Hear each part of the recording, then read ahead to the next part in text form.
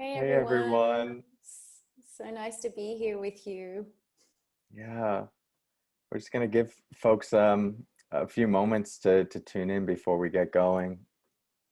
But great to know that we got folks from all over the world. And even though you might not be able to see each other, just see if you can start to feel each other's presence. And we have about 15,000 people signed up for this challenge. So quite a few that are tuning in with you. Mhm. And just in these last couple of moments where everybody's kind of arriving and settling in, if if you know anyone who you think might benefit from learning a little about resilience, about mindfulness, you can also just hit the share button that's just above this video and invite them to come on in and share this time with us too. Yeah. Hmm. Cool. So we'll give it about 30 more seconds. The one other thing that if you are on this page right now, this is going to be the beginning of our 7-day challenge together. So you'll see below, it will say download the mindfulness.com app. This will be necessary to be able to access the videos and the meditations, and totally free. So there's an opportunity to do that, or just know that it's there for at the end. All right, everyone. So I think it's time for us to get going. It's exciting. If you can't tell by our smiles and enthusiasm, there's been yeah, a lot of planning that has gone into this. A lot of people working behind the scenes to make this happen. And Big shout out to those people too.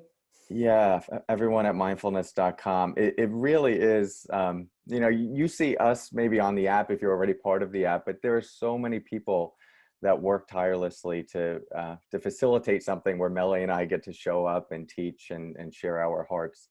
And just know that there are a lot of hearts that really care, genuinely care about you and our world. And that's really where this event has blossomed from.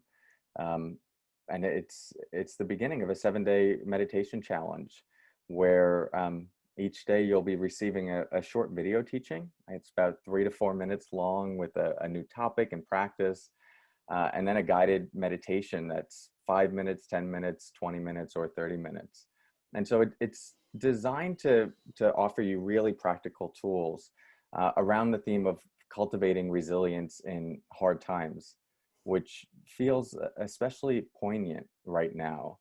Um, and so along those lines, we just want to start by saying, however you're doing right now, however you're feeling, um, is welcomed here. And it's not only welcome, but it's the place we want to meet you. It's the platform for the work that we're doing together to start to meet honestly our moment to moment experience without this constant extra layer of tension and suffering that we often add to our experience by fighting what is there. Maybe you've noticed that before. There are times where you're feeling sad, and maybe you hear the cultural narrative as, I'm supposed to be happy or positive or optimistic. And there's a time and place for all of that, but there's a different kind of ease that we can start to access and drop into by just meeting ourselves honestly in our true experience and all of the goodness and all of the messiness. Um, and so maybe just take a moment to settle into wherever you are right now as we begin moving into this experience together. Um, Being human has so many wonderful joys and excitements, and love. And it can also be really difficult and really messy and confusing and painful. And there's a lot going on in our world right now. We're all going through this global pandemic together. And so it's quite possible that there are some difficult experiences arising for you, some pain, some suffering, some hardship, and some uncertainty.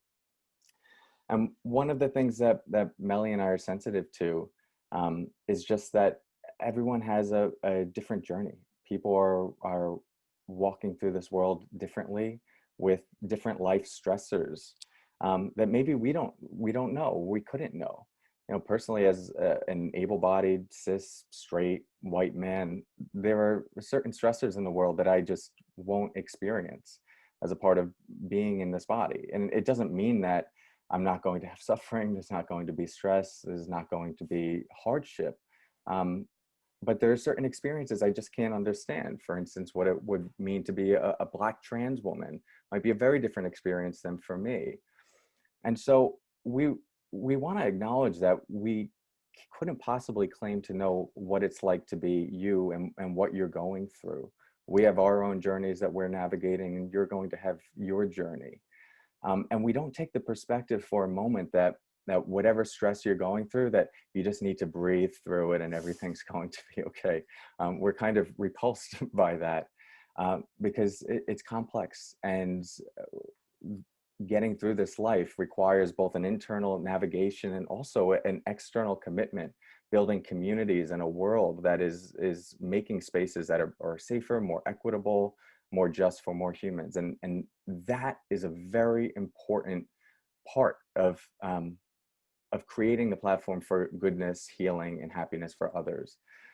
And at the same time, there's a lot that we can do within ourselves. There's a lot that we can activate within ourselves. And while we might not know what your journey is, we all as humans have thoughts, we all have emotions, we all have sensations. And the way those things interact might be different from person to person, and what triggers those things might be different from person to person. But that is one area that we can connect on. And we also have this ability to observe what's going on and work with our relationship to our internal experience. And that's really what we're going to be exploring here in this 7-day challenge. How to attune yourself to the pulse of your own life, to your own inner experience, and activate the inner resources that you already have to work more skillfully with the complexity that comes with being human. So we're here for you along this journey, and we're going to be sharing some of our insights, how we've done that in our teachings, and what we think might be useful for you in very practical, relatable, and hopefully like immediately integratable ways in your life. It's coming from a great place of humility and a commitment to you recognizing and activating those inner resources for yourself. So Melli will help us settle in as we continue to build this out together. Thanks, Cory. Yeah, and again, a really warm welcome to everybody that's here. I'm so honored and glad to be here with you all. And one of the most foundational skills that we need to cultivate resilience in times like these is simply to be able to ground our awareness in the present moment. So I'm just going to invite us to actually do that right now. So if you haven't already found a kind of a comfortable place to sit, I'm just going to invite you to do that now, and just finding a way of sitting that's comfortable for you to maintain for the next just couple of minutes.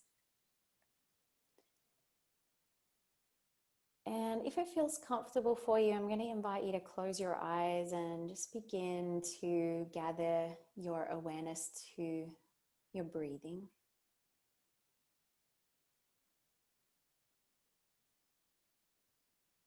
And then taking a long, slow, deep breath in. And a steady breath out. And as you breathe out, just seeing if it's possible to soften any tension or tightness that might be held in the body, even if it softens just a little bit.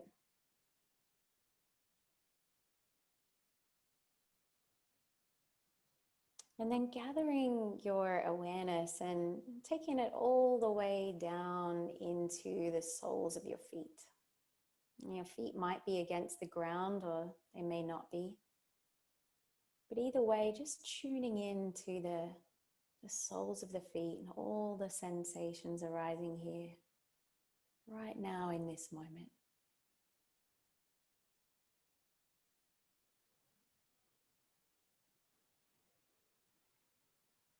And just really having a sense of just arriving and grounding your awareness right here in those sensations, and just letting everything else go for a while.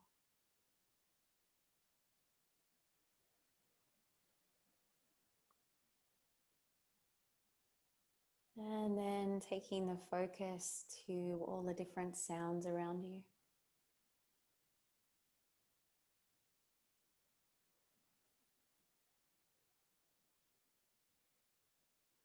Really attuning yourself to the soundscape of this moment.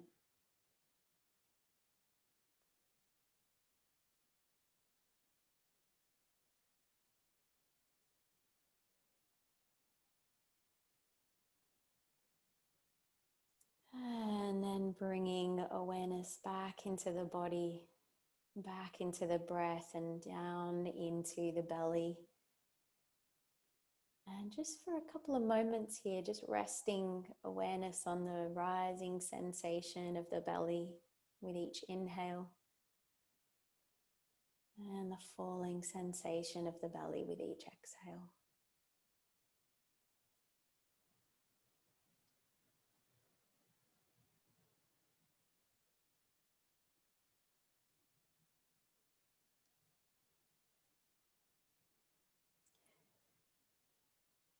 And I'm just going to invite you to now take your mind back to the moment when you decided to do this challenge, the moment when you hit the button or said yes to a friend, and just tuning into what it was that made you decide to come here, to make the time. What was the motivation?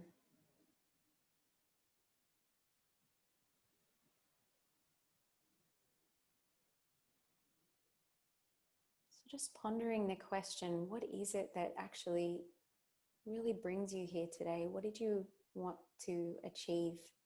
And what do you hope to gain from being here?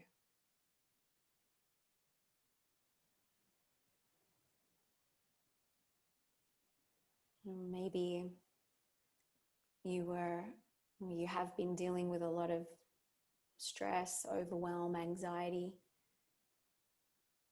perhaps because of financial situation, because of the pandemic, or relationship stress, or just overwhelm at the state of the world today. Maybe you've been experiencing, more than usual negative thinking, or you're feeling like you're in a kind of a slump of bad habits, or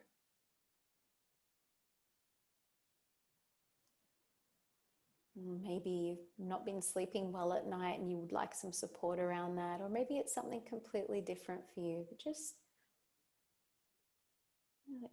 inquiring to the answer to that question. What is it that you most want to gain?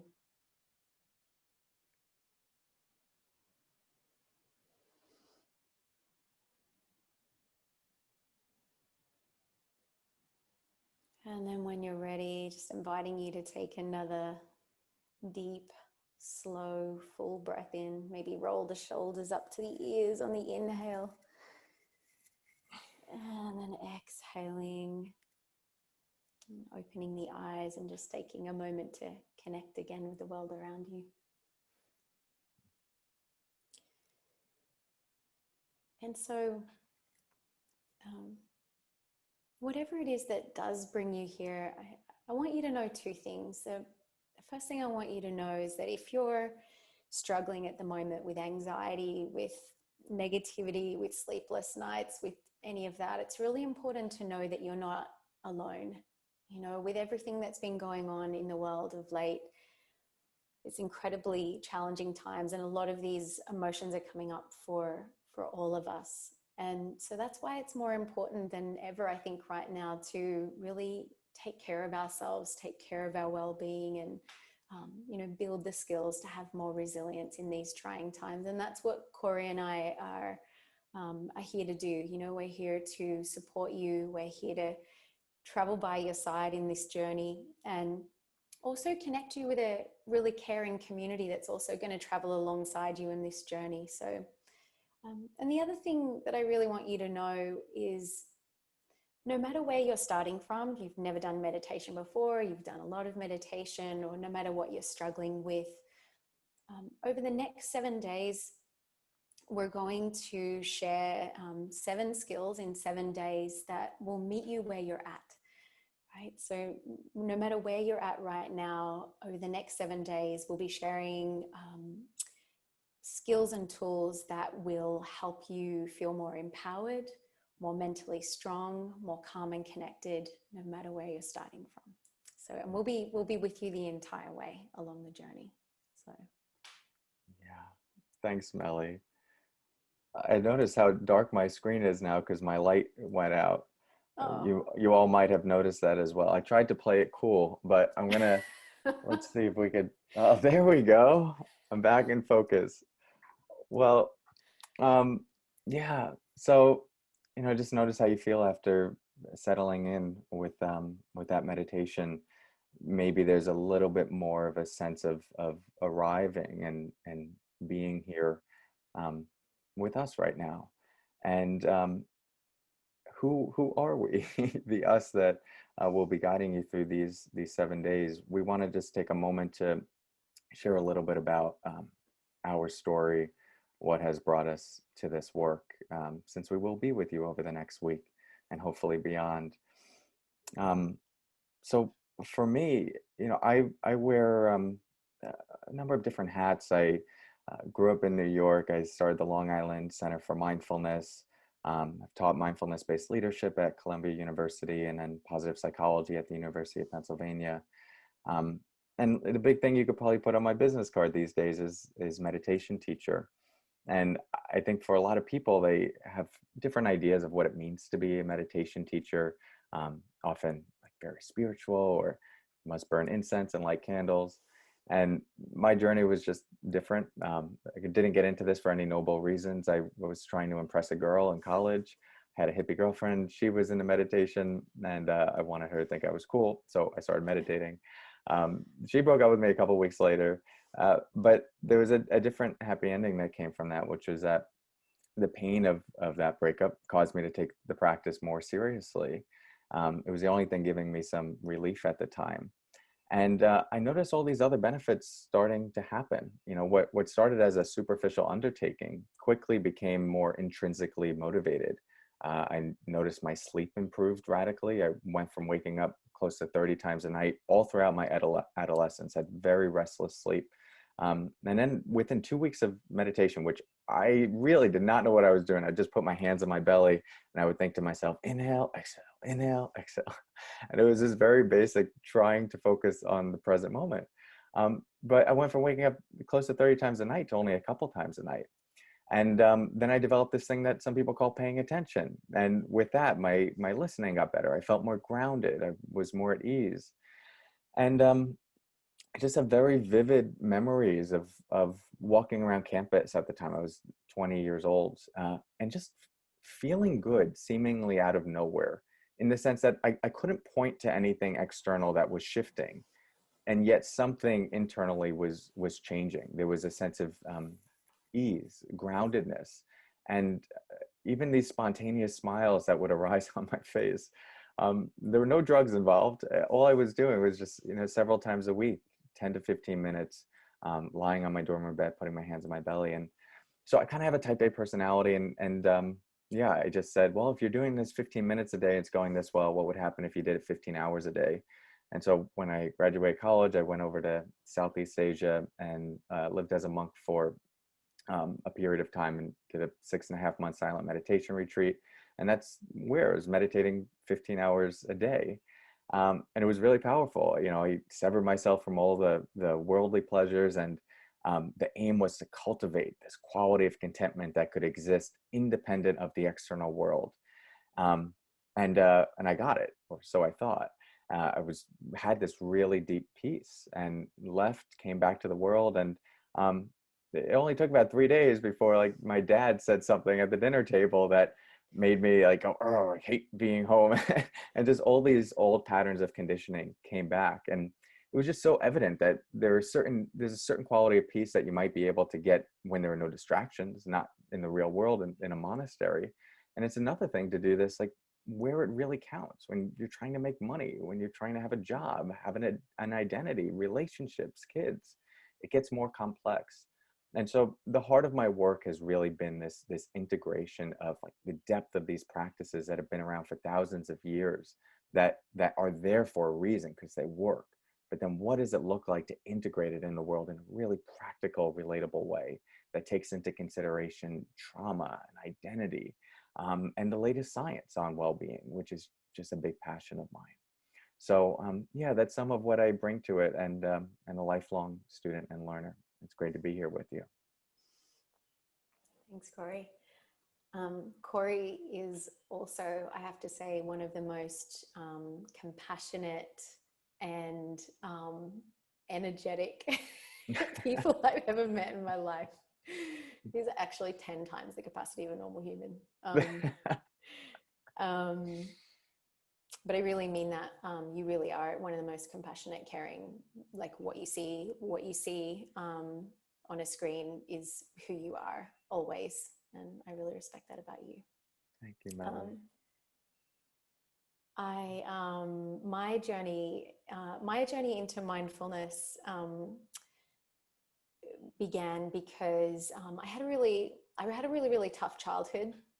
And so what happened with me was, by the time I got to my teen years, was I suffering. I think back now and I'm like, so much compassion for past me. I undiagnosed, but I definitely had depression. I had an eating disorder, and I just really wasn't coping. Even at school, I just was not able to concentrate at school. I had all this unresolved stuff in me that just was weighing me down and holding me back. So I kind of had this dark night of the soul thing that went on when I was like 16. And I literally thought, I cannot bear this for the rest of my life. It's just too much. So I went looking for answers. And to cut a long story short, I ended up doing a meditation course when I was 17 years old with my best friend. Her name was Katie. And what happened during that time, and also at the time I was going to the school library and I was just reading as many books as I could on anything to do with the mind, happiness, how to ease suffering, anything I could find. I was hungry. And what ensued after this meditation course is that I had a series of breakthroughs and insights that were so seismic in nature. And they radically transformed my mind and therefore my entire life. Like, it was quite, I think seismic is actually a good word. It was such a huge turnaround that I was inspired and so empowered. And then I became even hungrier for more answers. I was like, wow, if this is what's possible, the amount of suffering, even just from one insight that I had, which was that I don't have to believe my thoughts. The relief that came from that one insight was just enormous and really, really exciting for me. So I became incredibly hungry. My ex-partner used to say obsessed. Used to throw around the word obsessed a lot, but it was really passion, because I just find mindfulness to be such an adventure. It's so full of possibility. So I ended up just wanting to spend my life sharing this with other people, which I do. So these days I'm a speaker, writer, and a mindfulness teacher. I guess that's what you'd put on my business card. And also the co-founder of mindfulness.com. And also, so the last 10 years of my life I've spent, or a little bit more than 10 years, I've been taking people through retreats and courses, online and offline, thousands of people. And 5 years ago, I also co-founded and hosted the Mindfulness Summit, which is currently the world's largest mindfulness conference. And that was a not-for-profit project that raised us over $750,000 for mindfulness-based charities around the world. And my big vision after everything that I've been through is to see an end to the world's global mental health crisis.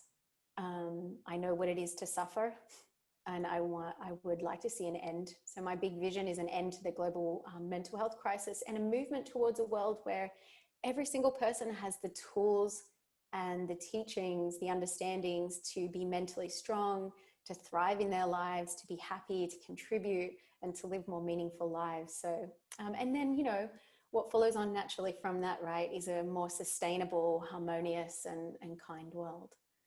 Yeah. Thanks, Melli. I'm sure all of you can feel Melli's heart and her sincerity when she speaks. But just to reinforce that feeling, it's one of the things. Melli and I, had a friendship over the pond, many ponds, her in Australia, me in New York, for a number of years. And when she invited me on to mindfulness.com, yeah, it was a no-brainer. And there's that sincerity and that motivation that you feel in her, like when she says to end the mental health crisis, the global mental health crisis, that is the well from which she draws water, and it's so sincere and pure. And it's why she could be smiling in one moment, and then in the next moment there's just tears of love and sadness for the world, and it's beautiful. And so, yeah, it's an honor and privilege to work alongside you, Melli, and to teach alongside you. Thanks, Cory. I'll try and get through this one at least webinar without crying. I It's a love the challenge. tears. Yeah. So, you have a bit of a background about us. Um, and that's important to the space that we're co-creating together. Uh, but I'd love for you to also tune into yourself and what it's like to be you right now at this point in your life. And you can even settle into it with us, like as you're here. It doesn't have to be a cognitive exercise, but even as you're listening to me speak, what is the felt sense of you in this moment? There might be a sense of, a heaviness, frustration. There might be a lightness or an ease. There could also be a neutrality or even a feeling of numbness. And, when we tune in that way, we can really feel the momentum of our life moving through us. A big part of where I think a lot of empowerment comes from in the work of mindfulness is that we're tuning into the present moment, like what's here right now. And it can feel so liberating for people, for all of us. I think that's what was so powerful to me. Like I don't need to be confined by my past. What has happened beforehand doesn't need to be what will happen in the future, and doesn't need to be the thing that drives me right now. And we hold that perspective deeply in this work, and the liberating power of this work in the 7 days that we're going to be here together, that you are not your past. And at the same time, could you also see how there might be someone could make the argument that who you are is nothing but your past, that everything that has preceded this moment has created the conglomeration of you, the felt sense of you, your past experiences, what the genetic disposition you were born into the world with, the social circles, everything that has preceded this moment is the very thing that is creating your experience of you. And so there's this interesting thing that we're holding when we drop into the present moment, which is like, whoa, we feel the bigness of our life, the bigness of everything that has come before us. And there's a sense of like even honoring it and bowing to it, that this is the ground that we stand on, that everything that has inspired the motivation to do the work that we're doing right now, to connect to our life, to even change our life, we have to thank our past for bringing us to this moment. And a lot of times that's because of suffering. And at the same time, where I think we start to connect to some really deep power is when we see, I can be here. I can feel all of that moving through me. I can feel the felt sense of me. And yet there can be stillness in that. There can be a sense of spaciousness. There can be a recognition that, yes, this is me, and it's also not me. that if I can observe what is going on, if I can feel into it with spaciousness, that maybe there's an opportunity to respond differently, even though every part of me wants to follow the same pattern, the same action, the same thought process. This becomes the fertile ground for resilience. This is where you might be familiar with that quote, between stimulus and response, there is a space. In that space is our power to choose our response. And in our response lies our growth and our freedom. This is where we start to see that space. The stimulus could be so many things. Somebody says something to you, a job layoff, a difficult conversation, an email, or just the whole momentum of your life. And a lot of times we're just reacting to it. It's just pushing us into the next moment. Have you experienced that before? Like, we wake up in the morning, we go to bed, and it's just boom, boom, boom, boom, boom, boom, boom. And we're going through the motions on automatic pilot. There's this practice invites us to wake up to that, to feel the fullness of that, and everything that is there, and to stand in it and recognize, okay, this is what's coming up right now, but it doesn't need to be the thing that defines what will happen next. That's where we start to see that space between stimulus and response. And over these 7 days, what we're really going to dive into is how to see it a little bit more and how to wiggle our way into it. And then also, like, what are strategies to do once we're there? Now, there's huge power in not doing anything at all. To be able to sit in the momentum of your life and to feel it moving through you without reacting is fundamentally healing, nourishing, and restorative. And you can take that to the bank, even if you never did anything else in that space, but just felt life moving through you and gave it the chance to process and integrate. That would be massive. And there are also some tools that we can utilize in that space to direct our life a little bit more intentionally in the direction that we want to take it. And so this all really excites us. And it's in that space that we're going to be playing with. How do we actually cultivate some resilience? How do we change our relationship to what is happening? How do we think differently? How do we respond differently? How do we act differently? And there's a lot of exciting science to show that, what has preceded this moment, and maybe the certain scripts that your brain is playing out right now, doesn't need to be what will last forever.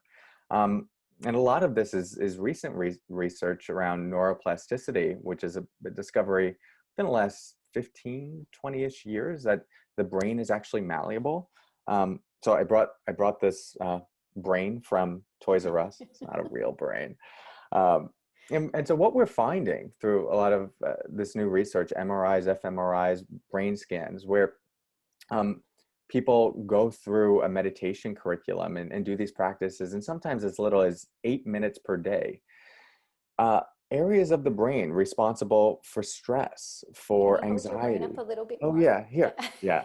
Doesn't really, I'm not pointing to the specific areas, but stress, anxiety, rumination, the default mode network, which is responsible for just constantly thinking about different things, past and future. These areas actually start to shrink or reduce their activity. And then areas responsible for focus, for compassion, for empathy, for working memory, and for joy, these areas start to grow. And it looks exactly like this in real life. No, I bring this out because sometimes it can be helpful to have a visual on this. And why I like using that, and why it's exciting, and I think why it excites Melli and me is because it suggests the brain is like a muscle. And if the brain is sort of the director of how we're thinking in each moment, how we're responding in each moment, what we're finding is that there are a lot of tools, evidence-based tools and practices that are continuing to be developed and have been around for thousands of years that can change the wiring of your brain. And if it's helpful, you can even think of it as like a form of mental fitness. So like a basic meditation practice where we train our attention to be on the breath. The mind wanders, we bring it back. The mind wanders, we bring it back. The mind wanders. That motion of bringing it back is sort of like a bicep curl for the brain. And it can be a cute, clever way to think about what we're doing here, of like this fundamental training of directing our attention in a way and thinking in new ways and holding new beliefs that fundamentally change how we relate to our world. And for the record, if the idea of mental fitness is not compelling at this point, if it just feels like another form of doing, or like, oh, I have enough like strenuous fitness type things in my life, you could throw that out entirely and just view this as a practice of self-care. Maybe sitting in a sauna and allowing like the layers of tension to evaporate. There are a lot of different ways to frame what we're doing. But the main point and the key takeaway here is that our brains are malleable. We can change the scripts that influence how we relate to our life. And each day over the next 7 days, you're going to get a very simple practice that you can integrate into your day to think about, and then a meditation, 5 minutes, 10 minutes, 20 minutes, 30 minutes. That is kind of like going to the gym. This is, if mindfulness is your form of mental fitness, meditation is the gym. It's a place that you go to really intentionally cultivate those muscles of compassion, of empathy, of self-love, of presence, focus, and gratitude. So we're excited to walk you through all of that. And I think the last thing I'll say is, in the context of difficult things, one of the mind's typical responses can be negativity. And we can sometimes feel like, what's wrong with me for focusing so much on the negative, for not being able to be positive? And it's just a helpful reminder to know that this is the brain's disposition. We're wired to focus more on the negative. It's called the negativity bias. Why does this happen? Imagine two of our ancestors out hunting for food 150,000 years ago. They're out in the jungle, they see a cave, and one of them goes, oh my gosh, look at that cave. We should totally go in. And then the other one's like, are you crazy? Like, I'm terrified right now. We can't see anything. It's dark. There could be a bear in there. And the other one goes, whatever, I'm going in anyway. So they go in, and what happens? There's a bear, they get eaten, and then they die. Now, what happens to the other one? They survive, they go back to camp, they procreate, and then they pass down their shitty anxious genes to all of us. Excuse my language. So here we are, several 100,000 years later, and through the laws of natural selection, the programming we have is to assess our environment and find everything that could possibly go wrong. And when something could go wrong, we attach as much pain and rumination to it as possible so that we run away. And all the ancestors that had the genes we wanted, that were super loving, compassionate, and walked around naked and pet all the big bears and everything, they died very quickly. The ones that survived were the ones that could stand in a corner and go, that could go wrong, that could go wrong, that could go wrong, that could go wrong. I'm going to stay right here by myself and not talk to anyone, or just the people I trust. So if you're noticing that right now, that like there are a lot of good things in your life, but there are some bad things that the mind is just latching onto, know that this is normal. Rick Hansen says the brain is like Velcro for the negative and Teflon for the positive. But his research also shows that we can change this. And this is what we're going to start to recondition over the next 7 days. Mm-hmm. I really related to both of your analogies about meditation being mental fitness and being like the sauna. Because it kind of actually, my felt experience is it kind of is both together. It is mental training but it also has a feeling tone a lot of the time of, the mental fitness is actually that kind of feeling of abiding in that sauna-like presence in the present moment. Yeah. So it's like bicep curls in the sauna. Kind of. Maybe not. Okay, just... We'll let go of all analogies now and transition. So, I know from just experience that, you guys listening to this, when we think about mindfulness skills and meditation, you might be having all kinds of doubts about whether or not this is actually applicable for you in the circumstances that you find yourself in right now. And so I kind of wanted to speak to that a little bit. And the first thing I just want to say that I hear quite a bit is, maybe you're thinking, this sounds all really great, but I'm just not a meditation kind of a person. Like, you don't know how crazy it is in here. Like, if I had a penny for every time I heard this, I would be rich. And Cory's nodding because, every retreat that we do, every course that we do, every time we run anything online, it has to be one of the most common things we hear. It's like sometimes people will put up their hand really gingerly and kind of go, you don't understand. You don't understand what's going on in here. But I want to reassure you that you're okay. You have a normal, like if you have a really busy mind, if you have a really harsh inner critic, if you're experiencing a lot of negative thinking, if you're getting stuck in a lot of negativity and worry, as Cory said, this is the shitty genes that we inherited. Are we allowed to swear on this webinar? It's too late and it's recorded. Sorry, everyone. Sorry, Holly. These are the genes we got from our ancestors. If you're experiencing any of that stuff, you are a normal human being with a normal human mind. There is nothing wrong with you. Let me offer you an analogy here. I'm assuming that everybody watching this has a human body, and we all have human bodies. And so every single one of us looks completely unique and different from each other. So we can recognize each other on the street once we know each other. But underneath that, those differences we know are only skin deep, right? We all actually have, this human body has the basic same anatomy in every single one of us. And what that means is that if you hurt yourself, you break a bone, let's say, and you go to the doctor, that doctor is going to be able to heal and strengthen your body through the same modalities that he will do for anybody that comes through the door. So in the same way, the human mind is very, very similar to this. Like we all have a different personality. Every single one of us is absolutely unique, but those differences are only on the surface. The human mind, just like the human body, has a certain anatomy and structure.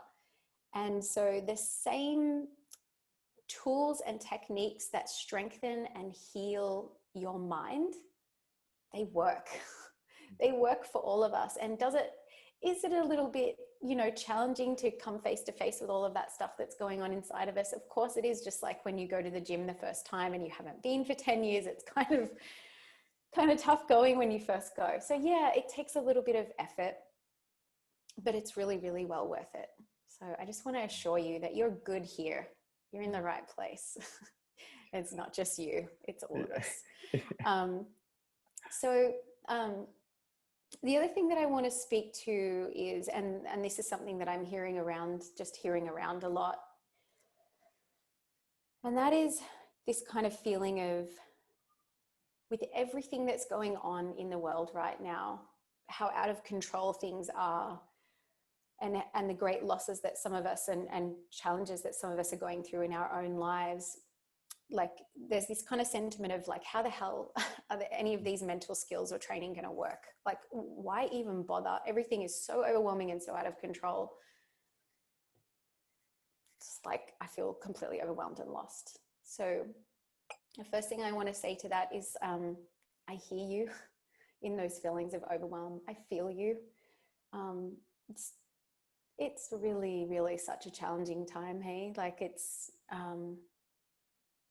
a very unique time. There's a lot going on. And I know that some of you who are here with us right now are going through very, very real challenges with a lot of difficulty and pain. And I want to offer you a story about a man named Viktor Frankl. Actually, Cory, was just one of your quotes that you just said was from Viktor. So if you've never heard of Viktor Frankl, he was a psychologist and a survivor of Auschwitz, and an author of an amazing book called Man's Search for Meaning, and many other books. But imagine this scenario. Viktor, here we are, it's in the middle of World War II. The entire world is at war, and it's seeming not going in a good direction. The Nazis are overtaking everything. And he ends up in not just a concentration camp, the concentration camp, Auschwitz, which is famous for how horrendous and the conditions were and how much suffering people had to endure there. He was separated from his wife. It was just, the most unimaginable suffering, and he was facing death pretty much daily. Whew. So what he noticed, I said I was going to get through this webinar without crying, and I'm like holding tight to it. What he noticed while he was there was that understandably, under those circumstances, many people fell apart mentally, like totally understandably. And he also noticed that there were some people who seemed to be able to face that kind of adversity still with a lot of meaning and purpose. These were the people who helped other people in the concentration camp. And he also noticed that these were the people that tended to survive this experience and come out still in a state of kind of mental strength and centeredness. And so he also, Victor, survived Auschwitz. He went on to share what he learned there with millions of people around the world and helped all of us understand how to live lives of meaning and purpose under the most extraordinary circumstances. And one of the insights that's so valuable that he gave the world was that, yes, we cannot control everything that happens to us. We absolutely can't. There's some things we can control, there's a lot we can't. But the one thing that we always can control is our attitude in any given circumstance and how we meet the challenges, how we respond to those challenges. And we do have skills that are trainable and teachable that anyone can learn to help you rise to the occasion of whatever it is that you're going through with the best of who you are. So I just want to reassure you on that. And yeah, that these are the times when we really need these skills. On a really practical level, I know that time is always a factor in these kinds of things. So I do want to I want to reassure you that although, of course, the more time and energy you put into anything, the more you get out of it, generally speaking. And over the next 7 days, in just 10 minutes a day, we will be teaching the seven skills in 7 days that will help you to cultivate, even if it's just a little bit more calm, confidence, and inner strength. So as Cory mentioned, yeah, you can choose different variations of time. So you might have a little bit more time, some of you, and some of you may only have that 10 minutes. So if 10 minutes is all you got, we can meet you there. And just the last thing that I want to speak to, and this is something Cory and I were talking about a couple of days ago, is that what we're hearing from a lot of people is a basic sentiment of, like, this is not a time to be sitting around meditating. This is a time to get off our butts and hit the streets and let our voices be heard and take action to change things. And so, first of all, I just want to say that Cory, on behalf of Cory and I, we both totally have deep respect for the care that sentiment comes from. And we stand by you and we stand with you. We believe that this is just as important, and we're hitting the streets with you. And I actually think that this is a time to double down on investing in our mental well-being and our mental strength, because in times like this, it's really easy to become so overwhelmed by stress and anxiety that we are not able to stay cool under pressure. We start to burn out, we become stressed and overwhelmed, and we're just not able to be the kind of agents of change that we really want to be. So in these times, sometimes what can happen when we become when we become overwhelmed by stress or anxiety, the amygdala, which is responsible for our fight or flight response, it can just kind of get stuck on and hijack the frontal cortex, which is the smart part of our brains. This is the part of our brain that helps us make rational decisions, think really clearly, stay cool under pressure, keep us out of emotional reactivity. And when it gets hijacked, we make rash decisions, we're emotionally reactive, and we do burn out. We kind of lose that ability to stay centered and strong. So that's why I recommend in times like this is the time when we want to double down on the practices that give us the well-being and the strength to have the stamina to be a force for good in the world for the long term. Because I think this is a kind of a bit of a long haul situation here. So yeah, it's a really good point, Melli. And I think it's so key to see these practices as opportunities to meet the different emotions that arise And through awareness interfacing with these emotions like anger, like fear, like pain, like confusion, for that interface to alchemize some sort of more intentional action, I think we can all agree that, well, there might be some exceptions to this, but in general, difficult emotions uh, consuming us on automatic pilot without awareness can sometimes be painful for us and for others. And it doesn't mean that like those emotions such as anger don't have a place. They do, and they can be extremely important, especially for social change. Um, and at the same time, there's a way to meet them in a way that gives them more space, allows us to not be completely consumed by them on automatic pilot and say, this is telling me something important. How do I want to use that intelligence to direct what I'm going to do next, how I'm going to take action in the world? So yeah, it's a really interesting balance, and so I love the emphasis on that. Yeah, and in the spirit of that, let's transition before we close into a short practice where we really practice rooting ourselves into this moment, holding everything that's here, and starting to nurture and take care of those seeds of resilience that are innate. So find a posture that feels comfortable and grounded for you. Now, this can look a lot of different ways. Even if you feel inspired to stand up, you can. But if you're sitting, it might be the feet grounded into the floor.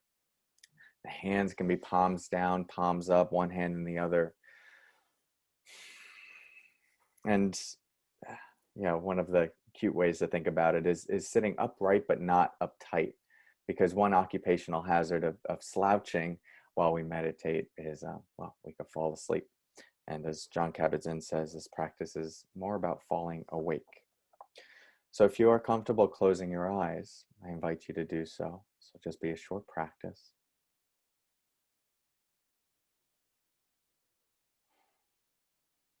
And let's take a deep breath to settle in through the nose and slowly out through the mouth.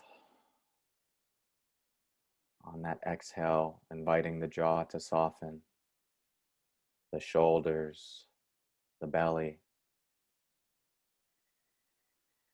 feeling how there can be a sense of relaxed stability so that we feel grounded in our body, in ourselves, but not in a way that is tense, constricted, tight,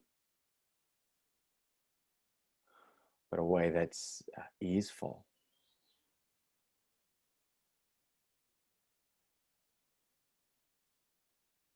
Just sense into that for yourself. What does that relaxed, grounded, embodied awareness feel like in you?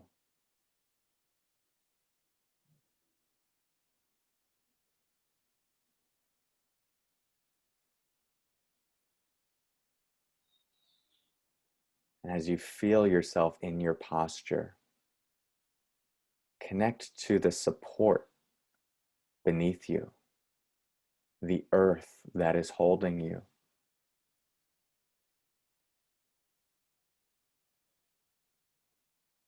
All of the people that have been on this land before you, the long lineage of ancestors and humans that have come before you, without whom you would not be here. The long lineage of people who have gotten through difficult things. There's not a single emotion that hasn't been felt before.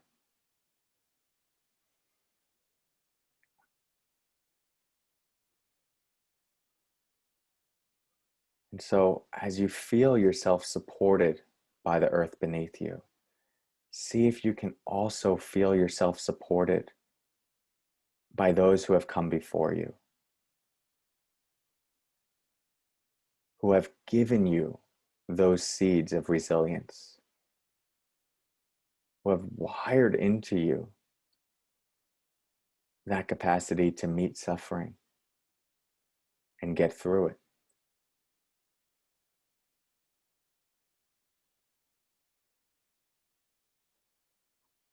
You do not have to do this alone. You can't do this alone. We depend on the world around us, the people around us, and we pull from everything that has come before. And so as you settle into yourself right now, your body grounded, this breath moving through you, this awareness that is able to feel and experience life as it's happening. Know and feel that you are held by something bigger.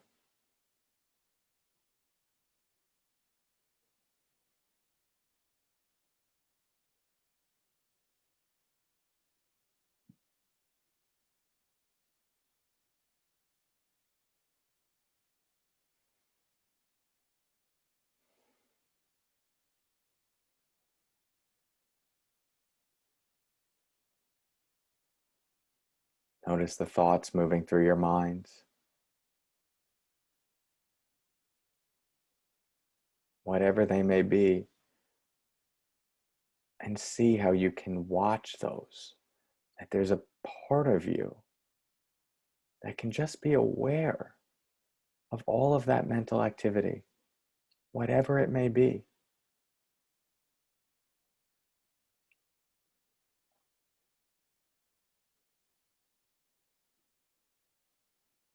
Notice the emotions that might be moving through you.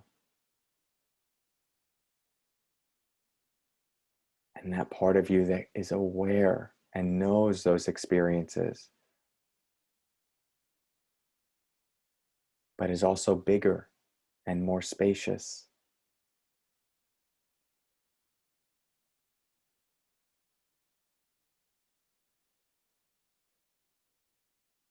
Feel the bigness of your being.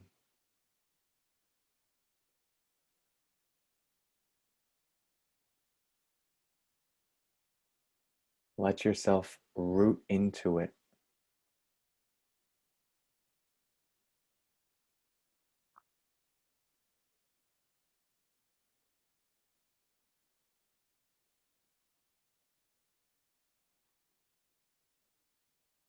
There's a part of you that is not the thoughts moving through your mind, not the emotions, not the pains, the sensations, the sounds, or the sensory experiences.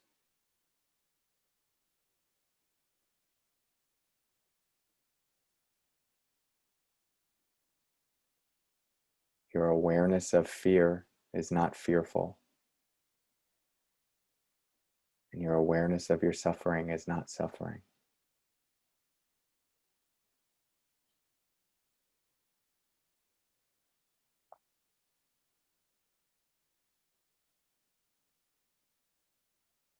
This is the part of us that we're really going to be exploring and nurturing. So when you're ready, you can invite your eyes to open again.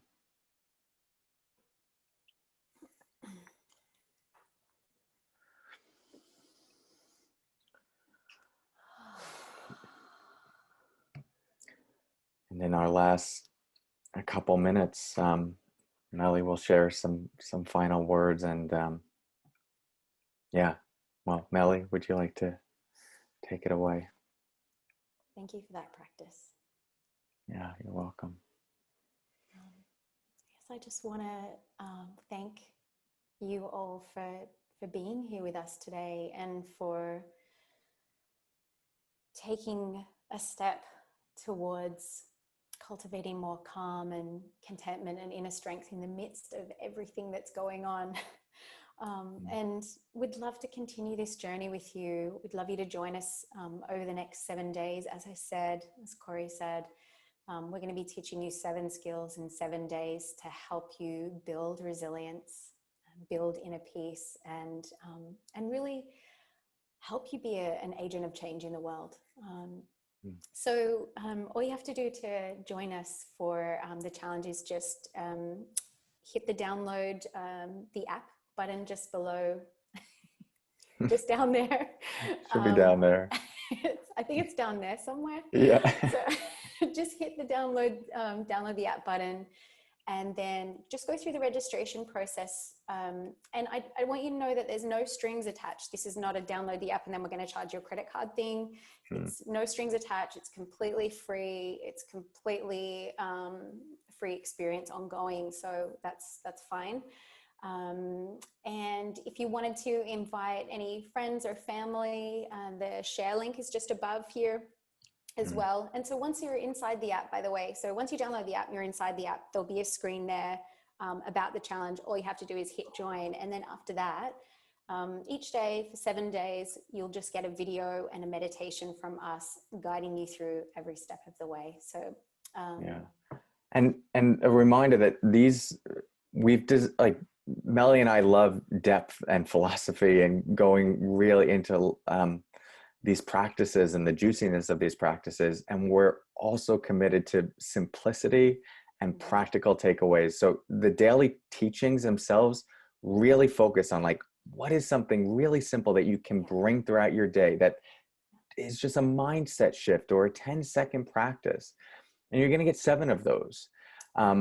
And so if nothing else, after these 7 days, even if we never see you again, you have a toolkit that you can bring out in your life. And these are like our top things that we have found to be really useful in a day-to-day life. And then of course we hold the value of meditation significantly. And so there's a corresponding meditation. Again, that's like the gym. But you'll get that practice, and then you'll also get these short snippets. So we'd really love to continue this exploration with you and share some of this. We put a lot of time into it. The team has put a lot of time into it, all designed to just give you a lot of value during this period that we're all going through in life. And so again, it's just download the app below, and we get started tomorrow. We get started tomorrow. Tomorrow is World Mental Health Day. So it's Friday here in Australia. So it's tomorrow for us, the 10th of October, Saturday, the 10th of October, the challenge starts. Is it? Yeah. It's a day, you're a day behind, right? It's the evening. I think so. Yeah. Or before. Yeah. Yeah. It starts tomorrow, or Saturday, the 10th of October, World Mental Health Day. It starts. So it's kind of a celebration of that. And I'm really confident, as Cory said, we've gone to so much effort to really kind of condense these skills and teachings right down to really concise teachings for you. So I'm really confident that when you get to the end of this challenge, you'll walk away feeling empowered, inspired, and armed with new tools to really rise to the occasion of these times with the best of who you are. So I hope that you can join us over the next week. Really looking forward to it. And but wherever your journey takes you from here, whether you're with us or wherever your particular journey takes you, I just want to really sincerely wish you strength and peace and ease in the days ahead. And may we all rise to the occasion of these times with as much love and resilience and compassion as we can possibly muster. Well said, Melli.